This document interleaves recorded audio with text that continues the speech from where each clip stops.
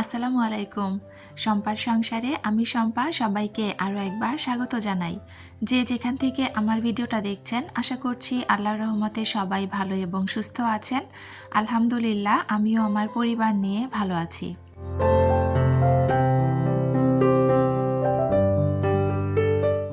আজকের ভিডিওটা শুরু করেছিলাম একদম সকাল থেকে, তখন মোটামুটি 6:30 বাজে।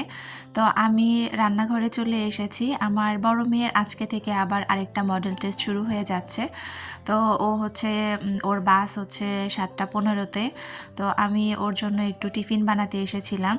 নর্মালি ও 12:30টার মধ্যে বাসায় চলে আসে, দেখা যায় যে টিফিন দেওয়ার প্রয়োজন পড়ে না। তবে আজকে ওর কিছু প্র্যাকটিক্যাল খাতা সিগনেচার করাতে হবে, যার জন্য ওর বাসায় আসতে অনেকটা দেরি হবে, মানে 3টা 3:30 বাজবে আর কি, যার কারণে আজকে ওকে টিফিন দিতে হচ্ছে। তো গতকালকে রাতেই আমি টিফিনের কিছুটা প্রস্তুতি নিয়ে রেখেছিলাম, যেহেতু অনেকটা সকালবেলা শুরু করতে হয় রান্নাবান্না, যার কারণে রাতের বেলা আমি হচ্ছে নুডলসটা সিদ্ধ করে রেখেছিলাম, কিছু সবজি কেটে রেখেছিলাম, পেঁয়াজ টেয়াজ যা কিছু প্রয়োজন সব কিছু কিন্তু আমি রাতেই রেডি করে রেখেছিলাম। তো এখন শুধুমাত্র নুডলসটা আমি ওকে ভেজে তারপরে হচ্ছে টিফিন বক্সে তুলে দিয়ে দিব।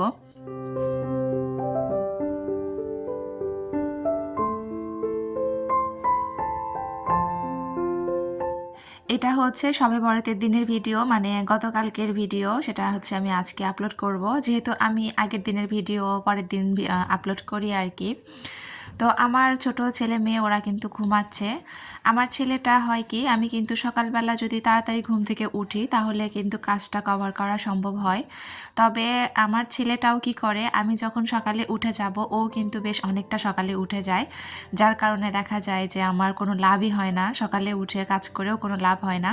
কারণ সে ওই যে উঠে যায় তারপরেই কিন্তু আমার সাথে সাথে ঘুরঘুর করবে, মানে যতক্ষণ তার বাবা বাসায় থাকবে এতক্ষণ পর্যন্ত তার বাবার কাছেই থাকবে। তবে তার বাবা যতক্ষণ থাকে এতক্ষণের মধ্যে তো আর সব কাজ কমপ্লিট করাটা সম্ভব হয় না, যার কারণে দেখা যায় যে আমি কাজ নিয়ে আমাকে একটু হিমশিম খেয়ে যেতে হয়। তো যাই হোক, এদিকে আমার নুডলসটা তৈরি করা হয়ে গিয়েছে আর ওকে আমি হচ্ছে টিফিন বক্সে উঠিয়ে দিচ্ছিলাম। তো ও কিন্তু একবারে রেডি হয়ে গিয়েছে আর ও কিছুই খাবে না, এই জন্য একটু নুডলসের পরিমাণটা বেশি দিয়ে দিয়েছি, যার কারণে যে হচ্ছে এখন যে যাতে গাড়ির মধ্যে একটু খেতে পারে, তারপরে হচ্ছে যতটুকু থাকবে ওটা আবার টিফিনে খেয়ে নেবে আর কি। তো এই জন্য একটু বেশি করে দিয়েছি। সে কিন্তু এত বেশি নুডলস আসলে নিতে চায় না, খুবই সামান্য খাবার নিয়ে যায়। তো সেই তুলনায় আজকে একটু বেশি দিয়ে দিয়েছি।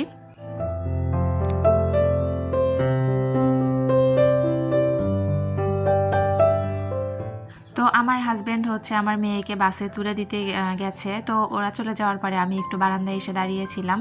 আজকে সকালবেলা কিন্তু একটু মোটামুটি বেশ ঠান্ডা ঠান্ডা লাগছিল, মানে যেহেতু বেশ সকালে উঠেছি, যার কারণে মনে হচ্ছিল ঠান্ডা ঠান্ডা ছিল। তো যাই হোক, এই যে আমার হাজব্যান্ড কিন্তু আবার অলরেডি বাসায় চলে এসেছে, আর আজকেও কিন্তু সে ওই সালাদটা খাবে গতকালকের মতো, তার নাকি অনেক বেশি ভালো লেগেছে। তো এই জন্য আমি তার জন্য আবার কিছু এখানে টমেটো, গাজর, তারপরে বাঁধাকপি, এগুলো সব কিছু কেটে নিয়েছি। নিয়ে কালকের মতোই তাকে আমি একটু লবণ আর চাট মশলা দিয়ে এটা মাখিয়ে দিব। তো আর হচ্ছে আমি পাউরুটি খেয়ে নিব, আর সাথে ওকে একটা ডিম পোস্ট করে দিয়েছি। তো পাউরুটি দিয়ে চা দিয়ে খাবো আর কি।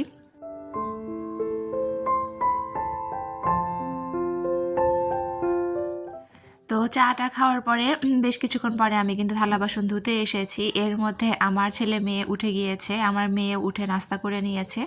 তো তারপর সব কিছু যখন একবারে জমেছে তারপরে একসাথেই ধুতে এসেছি আর কি। তো যারা যারা আমার ভিডিওটা দেখা শুরু করেছেন প্লিজ একটি লাইক দিয়ে পুরো ভিডিওটা কন্টিনিউ করবেন, কারণ আপনার একটা মূল্যবান লাইক আমার ভিডিওটা আরও অনেকের কাছে পৌঁছে দিতে সাহায্য করবে। যারা নতুন আমার চ্যানেলটা ভিজিট করছেন, আমার ভিডিওর কোনো অংশ, আমার কথা বা কাজের কোনো অংশ যদি আপনাদের কাছে একটুও ভালো লেগে থাকে আর আপনারা এরকম লাইফস্টাইল ব্লগ দেখতে পছন্দ করে থাকেন, তাহলে আমার চ্যানেলটি সাবস্ক্রাইব করে পাশে থাকা বেল অপশনটি প্রেস করে অল বাটনে ক্লিক করে রেখে দিতে পারেন, যাতে করে আমি ভিডিও ছাড়ার সাথে সাথে নোটিফিকেশন আপনার কাছে চলে যায় আর আপনি আপনার মূল্যবান সময় বের করে আমার ভিডিওটা দেখে নিতে পারেন। যারা অলরেডি কাজগুলো করে দিয়েছেন তাদেরকে অসংখ্য ধন্যবাদ।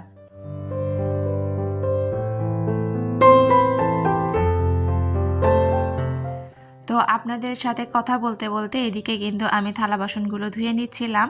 তো এখন হচ্ছে একটা আপুর কথা বলি, আমার মিষ্টি একটা আপু হচ্ছে লুবনার সংসারে লুবনা আপুর কথা বলছিলাম। তো আপু কিন্তু বেশি একটু অভিমান করেছে। আমি কয়েকটা দিন অনেক আপুদের কমেন্ট পড়েছি, তবে মাঝখানে আপুর কমেন্টটা পড়া হয়নি, যার কারণে কিন্তু আপু আমার উপর একটু অভিমান করে আমাকে বলেছে সে শুধু ভিডিও দেখবে আর লাইক দিয়ে চলে যাবে, সে হচ্ছে আর আমাকে কমেন্ট করবে না। তো এই জন্য আমি আজকে আবার আপুর নামটা নিলাম, তবে আপুর কোনো কমেন্ট পড়ছি না। তো আপু তুমি অনেক মিষ্টি একটা আপু আর অনেক আন্তরিক তুমি, আমার এই ব্যাপারটা অনেক বেশি ভালো লাগে।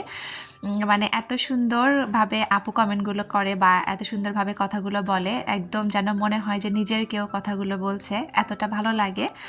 তো এখানে আসলে এই জায়গাটাতে এসে এত এত মিষ্টি কিছু আপুদেরকে পেয়েছি, আলহামদুলিল্লাহ। এটা জীবনের অনেক কিছু, এখান থেকে কিছু পাই বা না পাই, এই যে আপুর মিষ্টি মিষ্টি আপুদের ভালোবাসাগুলো যে পেয়েছি বা পাচ্ছি প্রতিনিয়ত, এই জিনিসগুলো এত বেশি ভালো লাগে।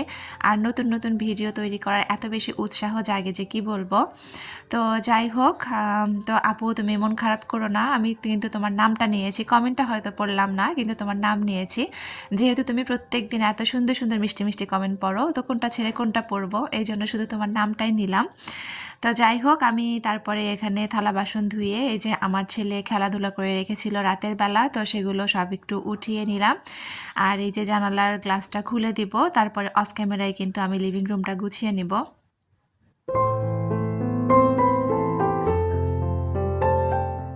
আজকে দুপুরে আপনাদের সাথে কোনো রান্নাবান্না শেয়ার করব না, কারণ আজকে হচ্ছে আমার হেড শেফ আজকে আমাকে রান্না করে খাওয়াবে, সেটা যদিও দুপুরে না, রাতে রান্না করবে। তো রাতে রান্না করবে বলতে দুপুরে রান্না করার কথা ছিল, কিন্তু কেন রান্না করতে পারেনি সেই বিষয়ে পরে আসছি। তো এখানে কিছু তেলাকুচার শাক আছে, আমার মা এসেছিল সকালবেলা কিছুদিন আগে, যে আমার মায়ের বাড়ি গিয়েছিলাম, আপনাদের সাথে ভিডিওতে শেয়ার করেছিলাম, মার ছাদের এক পাশ দিয়ে একটু তেলাকুচার গাছ হয়েছে, তো ওখানে নাকি কয়েকটা একদম নতুন কুশি হয়েছে, নতুন পাতা দিয়েছে। তো আমি যেহেতু এই শাকটা ভর্তা পছন্দ করি, এই জন্য মা আবার সকালে দিয়ে গিয়েছে। তো আজকে হচ্ছে এই তেলাকুচার শাকটা ভর্তা করব। তো শাকটা আমি আগে এখানে বেছে নিচ্ছিলাম, আর আমি কিন্তু অফ ক্যামেরাতে অলরেডি রান্না বসিয়ে দিয়েছি, যেহেতু রান্নাটা শেয়ার করব না, যার কারণে ওটা আর আপনাদের সাথে দেখালাম না। তবে কি রান্না করেছি সেটা একটু দেখিয়ে দিব একটু পরে। তো যাই হোক, এখানে কিন্তু আমি কথা বলতে বলতে শাকগুলো বেছে নিয়েছি, কিছুটা অন ক্যামেরায় বেছেছি আর কিছুটা অফ ক্যামেরায় বেছে তারপরে শেষ করে নিলাম। তো এটা হচ্ছে এখন আমি ধুয়ে রেখে দিব। আর এই দিকে এই যে আজকে আমি মাসকলাইয়ের ডাল রান্না করেছিলাম, ওই যে টাকি মাছ যে ছিল, টাকি মাছের মাথা রেখেছিলাম আর কি, মানে একটু বেশি পরিমাণে মাছ সহ মাথাটা কেটে রেখেছিলাম। তো কয়েকটা মাথা দিয়ে আমি এই ডালটা রান্না করেছি। আর এই ডাল কিন্তু আমার হাজব্যান্ড খাবে, তবে মাছ কিন্তু সে খাবে না, শুধু ডালটা কোনো রকম খাবে আর কি। আর আমি হচ্ছে বেগুন ভাজি করব, তার সাথে বেগুনটা আমি কেটে রেখেছি, অফ ক্যামেরায় বেগুনটা ভাজি করে নেব। আর এই যে আমার হেড শেফ যে রান্না করবে আজকে, সে কিন্তু গরুর মাংস রান্না করবে, তার নাকি গরুর মাংস আর লুচি খেতে ইচ্ছা করছে। তো যাই হোক, গরুর মাংসটা কিন্তু রাতের জন্যই রান্না করবে। তো আমাকে বলেছিল যে তুমি একটু সব কিছু রেডি করে রেখো, আমি দুপুরবেলা বাসায় এসে রান্না করে রাখবো। কিন্তু দুপুরবেলা সে আর রান্না করতে পারেনি, কারণ এই পর্যন্ত সব কিছু ঠিকঠাক ছিল। তারপরে একটা দুঃসংবাদ এলো, আমার মা আমাকে ফোন দিয়ে বলল, মা মোটামুটি ফোন দিয়ে কান্নাকাটি শুরু করে দিয়েছিল। আমার দুই ভাই যেখানে থাকে তারা সেই পাশের বাসাতে, মা আমাকে বলেছিল যে গ্যাস সিলিন্ডার নাকি ব্লাস্ট হয়ে তারপরে সেখানে আগুন ধরে গিয়েছে। তো আমি এত বেশি ভয় পেয়েছিলাম, এবং মা বলছিল যে ভাইয়াদের বাসার মধ্যেও নাকি আগুন চলে এসেছে। তো আমি সোজা কথা ওই সময় আমি শুধু বোরখাটা গায়ের মধ্যে দিয়ে একটা দৌড় দিয়েছিলাম যে আসলেও কি অবস্থা দেখে আসি। তো এই যে আমি এখান থেকে কিন্তু একটু ভিডিও নিয়েছিলাম, যে দেখলাম যে বাসাটার অনেক ক্ষতি হয়ে গিয়েছে, তবে হচ্ছে বাসার কোনো মানুষের কোনো ক্ষতি হয়নি। আর আলহামদুলিল্লাহ আমার ভাইয়াদের কোনো সমস্যা হয়নি।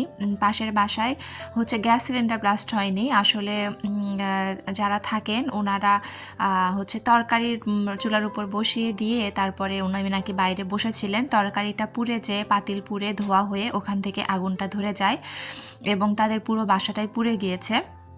তারা ওখানে হচ্ছে 2 ভাই থাকতেন আর কি, 2 পাশে টিন শেড বাসা, 2 পাশে 2 ভাই থাকতেন। তো ছোট ভাইয়ের বাসার মধ্যে ওখানে তেমন কোনো সমস্যা হয়নি, কিন্তু আরেক যে ভাই আছেন ওনার পুরা বাসা সব কিছু পুড়ে গিয়েছে। এটা অনেক বেশি কষ্টকর একটা ব্যাপার, কারণ ওই ভাইয়ের মেয়ের হচ্ছে সামনে বিয়ে ছিল, বেশ কিছু গয়নাগাটি উনি বানিয়ে রেখেছিলেন, তারপরে ওনার ঘরের ফার্নিচার, মানে কিচ্ছু বের করতে পারেনি, একটা টাকাও উনি বের করতে পারেননি। অনেক বেশি খারাপ লাগছিল দেখে যে ওনার সত্যি কথা বলতে এমনভাবে সব কিছু পুড়েছে যে ওনারা যদি রাতের বেলা রান্না করে খান, সেই ক্ষেত্রে তাদেরকে একটা পাতিল কিনে এনে তারপরে হচ্ছে রান্না করে খেতে হবে, এরকম একটা অবস্থা। তো যাই হোক, আল্লাহ আসলে কোন সময় কোন দুর্ঘটনা আসে আমরা কেউ বলতে পারি না। আমাদের কিন্তু এই ব্যাপারগুলোতে অনেক বেশি সচেতন থাকা উচিত। এই যে তরকারিটা বসিয়ে দিয়ে উনি চলে গিয়েছিলেন, বাইরে বসে আছেন আর উনি খেয়াল করেননি যে তরকারি আছে চুলার উপরে। তো এখান থেকে কিন্তু আরও অনেক বড় দুর্ঘটনা ঘটতে পারতো, তাদের নিজের শারীরিক ক্ষতি হতে পারতো। তবে আল্লাহ হেফাজত করেছেন যে তাদের শারীরিকভাবে কোনো ক্ষতি হয়নি, যেহেতু তারা বাইরে ছিলেন। তো পরে ফায়ার সার্ভিসের লোকজন এসে কিন্তু পানি পাচ্ছিলেন না কোথাও, মানে দাউ দাউ করে আগুন জ্বলছিল আর কি। তো আমি আমার ভাইয়ের ছাদের উপর থেকে একটু ভিডিও নিয়েছিলাম যে বাসায় আগুন লেগেছিল। তো ওই সময় পর্যন্ত কিন্তু প্রচুর ধোঁয়া ছিল, আগুন নেভাতে পারছিল না। তো যাই হোক, পরে অনেকটা নিয়ন্ত্রণে এসেছে আর কি, তারপরে ওখান থেকে আমি চলে এসেছি। তো আমি তো ভয় পেয়ে গিয়েছিলাম যে হয়তো আমার ভাইয়ের বাসার মধ্যে হয়তো বা আগুন ঢুকেছে বা তাদের কোনো ক্ষতি হয়েছে। তা আলহামদুলিল্লাহ ওদের বাসাতেও কোনো ক্ষতি হয়নি, সব কিছু ভালোই ছিল। তো যাই হোক, তারপরে এই যে বাসায় চলে এসেছি, ওই ঝামেলার জন্য কিন্তু দুপুরে আমার হাজব্যান্ডটা রান্না করতে পারেনি। তো সেই জন্য কিন্তু সেটা সন্ধ্যার পরে রান্না বসিয়ে দিয়েছে। তো আপনাদের সাথে কথা বলতে বলতে কিন্তু আমার হাজব্যান্ড এদিকে রান্না শুরু করে দিয়েছে। রান্না অনেকটা কিন্তু সে করেও ফেলেছে। এখানে সে গরুর মাংস রান্না করছিল, মাংসগুলো কিন্তু ছোট ছোট পিস করে তারপরে কেটে নিয়েছিল। তো যেহেতু সে লুচি দিয়ে খাবে, তো এই যে সুন্দরভাবে কিন্তু সব মশলাগুলো কষিয়ে নিয়ে তারপরে হচ্ছে মাংসটা দিয়ে দিয়েছে। আর সে বেশ তাড়াহুড়োর মধ্যে রান্না করছিল, কারণ যেহেতু সবে বরাতের রাত, সে নামাজ পড়তে যাবে মসজিদে। তো এই জন্য কিন্তু অনেকটা তাড়াহুড়ো করছিল। তো আমি হচ্ছে মাঝখান থেকে একটু একটু করে আমি ভিডিও নিয়েছিলাম আর কি। যেহেতু তাড়াহুড়ো করে রান্না করতে গেলে কিন্তু দেখবেন যে আসলে ভিডিও ওইভাবে নেওয়া হয় না। তো যাই হোক, যতটুকু পেরেছি আমি একটু করে ভিডিও করেছি। তো এখন হচ্ছে যে মাংসটা সুন্দরভাবে সে কষিয়ে নিচ্ছিল, মাংস কষাতে দিয়ে। আর ওই পাশে কিন্তু আমি চা বসিয়ে দিয়েছিলাম, যেহেতু আমি সন্ধ্যার পরে চা খাইনি, তো আমরা চা খাবো। আর এখানে হচ্ছে হেড শেফ বসে আছেন, তদারকি করছিলেন আর কি মাংস বসিয়ে দিয়ে।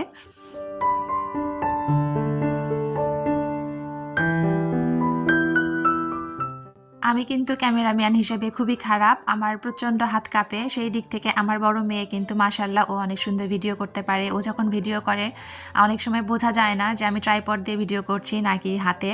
ও কিন্তু অনেক সুন্দর ভিডিও করে, একদম ওর হাত নড়াচড়া করে না, সেখানে আমার হাত কিন্তু প্রচণ্ড নড়াচড়া করে।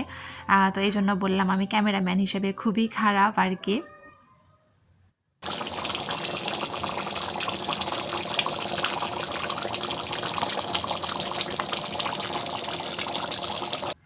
তো এদিকে কিন্তু আমার হাজব্যান্ড তরকারিতে কয়েকটা কাঁচামরিচ দিয়ে দিয়েছে, আর সে নামানোর আগ মুহূর্তে একটু গুঁড়া দুধ দিয়েছে আর হচ্ছে ঘি দিয়েছে।